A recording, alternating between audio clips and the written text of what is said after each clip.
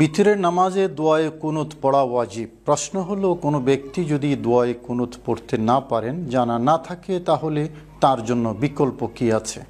যদি তিনবারই ছোট্ট দোয়াটি পড়া হয়, তাহলে দোয়ায়ে কুনুতের বিকল্প হিসেবে চলে যাবে। এবং দোয়ায়ে কুনুতের পরে কেউ যদি চান, দরুদ শরীফও কিন্তু পড়তে পারেন। আসসালামু আলাইকুম ওরহমতুল্লাহি ওবরাকাতুহু। নাহমাদুহু ওয়া নুসাল্লি ওয়া নুসাল্লিমু আলা হাবিবিহিল করিম, আম্মা বাদ। সম্মানিত দর্শক শ্রোতা, আজকে আমরা আলোচনা করব বিতরের নামাজে দোয়ায়ে কুনুত নিয়ে। প্রথমে বলে রাখি, বিতরের নামাজ ইমাম আজম আবু হানিফা রহমতুল্লাহ আলাইহির দৃষ্টিতে ওয়াজিব, অন্যান্য আইম্মে কেরামের দৃষ্টিতে সেটা হলো সুন্নত। ইমাম আবু দাউদ রহমতুল্লাহ আলাইহি হাদিস বর্ণনা করেছেন, পেয়ারা নবী রাসূল করিম সাল্লাল্লাহু আলাইহি ওয়াসাল্লাম ইরশাদ করেছেন, আল বিতরু হাক্কুন ফামান লাম ইউতির ফালাইসা মিন্নি। অর্থাৎ বিতির হলো এটা হক, যেই ব্যক্তি বিতির আদায় করবে না সে আমার অন্তর্ভুক্ত নয়। তিনবার এই কথাটি বলেছেন পেয়ারা নবী রাসূল করিম সাল্লাল্লাহু আলাইহি ওয়াসাল্লাম। এবং ইমাম আবু দাউদ রহমতুল্লাহ আলাইহি আরেকটি হাদিসের মধ্যে হযরত আয়েশা সিদ্দিকা রাদিয়াল্লাহু তাআলা আনহা থেকে বর্ণনা করেছেন যে, আউতিরু ইয়া আহলাল কোরআন ফামান লাম ইউতির ফালাইসা মিন্না। তোমরা বিতির আদায় করো যারা কোরআনকে ভালোবাসো, আর যে ব্যক্তি বিতির পড়বে না সে আমার দলভুক্ত নয়। এই হাদিস দ্বয়ের আলোকে এবং অন্যান্য আরও হাদিস যেগুলো আইম্মে কেরাম বর্ণনা করেছেন, ইমাম আজম আবু হানিফা রহমতুল্লাহ বলেছেন বিতরের নামাজ ওয়াজিব। বিতরের নামাজ যেমন ওয়াজিব, ইমাম আজম আবু হানিফা রহমতুল্লাহ আলী মাযহাব মোতাবেক বিতরের নামাজের শেষ রাকাতে অর্থাৎ তৃতীয় রাকাতে রুকুর পূর্বে দোয়ায়ে কুনুত পড়া ওয়াজিব, যেখানে অন্যান্য ইমামরা কেউ বলেছেন সুন্নত, কেউ বলেছেন মুস্তাহাব। ইমাম আজম আবু হানিফা রহমতুল্লাহ আলী হাদিস থেকে দলিল দিয়েছেন। ইমাম ইবনে মাজাহ রহমতুল্লাহ আলী বর্ণনা করেছেন, ইন্না রাসূলুল্লাহ সাল্লাল্লাহু আলাইহি ওয়াসাল্লাম কানা ইউতিরু ফায়াকুনুতু ক্বাবলা রুকু। রাসূল করিম সাল্লাল্লাহু আলাইহি ওয়াসাল্লাম সবসময় বিতির আদায় করতেন এবং সবসময় রুকুর পূর্বে দোয়ায়ে কুনুত পড়তেন। ইমাম নাসাই রহমতুল্লাহ আলী বর্ণনা করেছেন যে, কানা ইউতিরু বিসালাস। রাসূল করিম সাল্লাল্লাহু আলাইহি ওয়াসাল্লাম 3 রাকাত বিতির পড়তেন। ফায়াকরাউ ফিল উলা সাব্বিহ ইসমা রাব্বিকাল আ'লা ওয়া ফিস সানিয়া কুল ইয়া আইয়ুহাল কাফিরুন ওয়া ফিস সালিসা কুল হুয়াল্লাহু আহাদ ফায়াকুনুতু ক্বাবলা রুকু। অর্থাৎ 3 রাকাত বিতরের নামাজের মধ্যে প্রথম রাকাতে পড়তেন সাব্বিহ ইসমা রাব্বিকাল আ'লা, দ্বিতীয় রাকাতে পড়তেন কুল ইয়া আইয়ুহাল কাফিরুন এবং তৃতীয় রাকাতে পড়তেন কুল হুয়াল্লাহু আহাদ। অতঃপর রুকুর পূর্বে তিনি দোয়ায়ে কুনুত পড়তেন। খতিব বাগদাদি হযরত আব্দুল্লাহ ইবনে মাসউদ রাদিয়াল্লাহু তাআলা আনহু সূত্রে বর্ণনা করেছেন, ইন্না রাসূলুল্লাহ সাল্লাল্লাহু তাআলা আলাইহি ওয়াসাল্লাম আওতারা ফাকানাতা ক্বাবলা রুকু। রাসূল করিম সাল্লাল্লাহু তাআলা আলাইহি ওয়াসাল্লাম বিতির পড়তেন এবং রুকুর পূর্বে দোয়ায়ে কুনুত পড়তেন।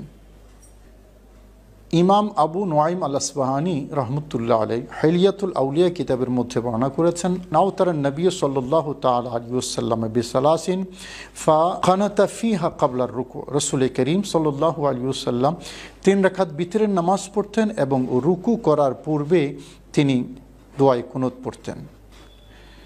ইমাম তাবরানী রহমতুল্লাহ আলাইহি হযরত আব্দুল্লাহ ইবনে ওমর রাদিয়াল্লাহু তাআলা সূত্রে বর্ণনা করেছেন, ইন্না রাসূলুল্লাহ সাল্লাল্লাহু তাআলা আলাইহি ওয়াসাল্লাম কানা ইউতিরু বিসালাসি রাকাতিন ওয়া ইয়াজআলু ফিহাল কুনুত ক্বাবলা রুকু। পেয়ারা নবী রাসূল করিম সাল্লাল্লাহু আলাইহি ওয়াসাল্লাম 3 রাকাত বিতির পড়তেন এবং দোয়ায়ে কুনুত পড়তেন তৃতীয় রাকাতে রুকু করার পূর্বে। এই হাদিসগুলোর আলোকে ইমাম আজম আবু হানিফা রহমতুল্লাহ আলাইহি 2টি বিষয় বলেছেন।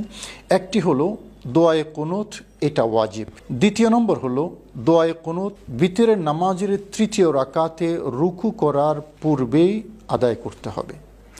এখন প্রশ্ন থাকে যে দোয়ায়ে কুনুত সেটা যদি কারো জানা না থাকে, এবং আমাদের সমাজে এমন অনেককেই পাওয়া যাবে যারা হয়তো দোয়ায়ে কুনুত পারেন না বা শেখা হয়নি, যেহেতু এটা ওয়াজিব এবং হাদিসের আলোকে যথেষ্ট তাগিদ আছে, তাদের জন্য দোয়ায়ে কুনুতের বিকল্প কি আছে?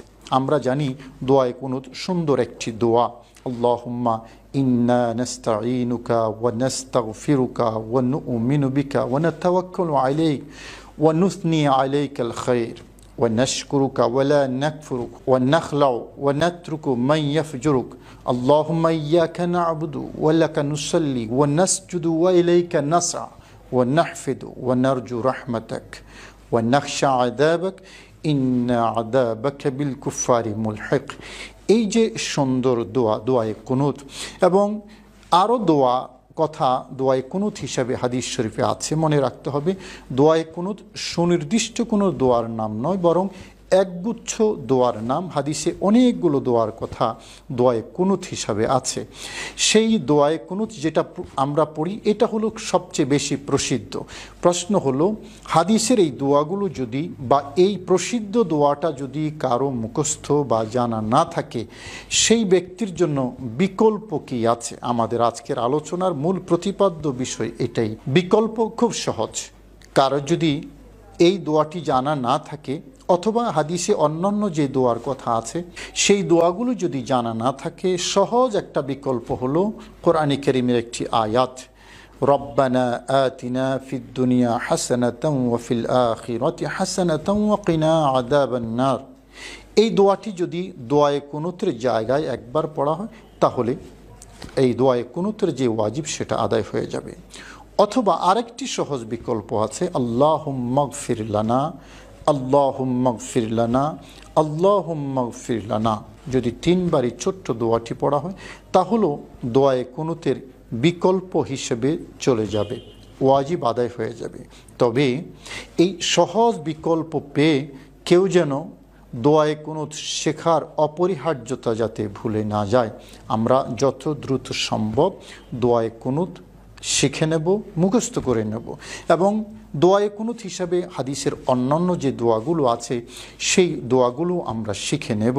বিতরের নামাজে দোয়ায়ে কুনুতের পরে কেউ যদি মনে করেন দরুদ শরীফ পড়বেন তাহলে সেটাও মুস্তাহাব।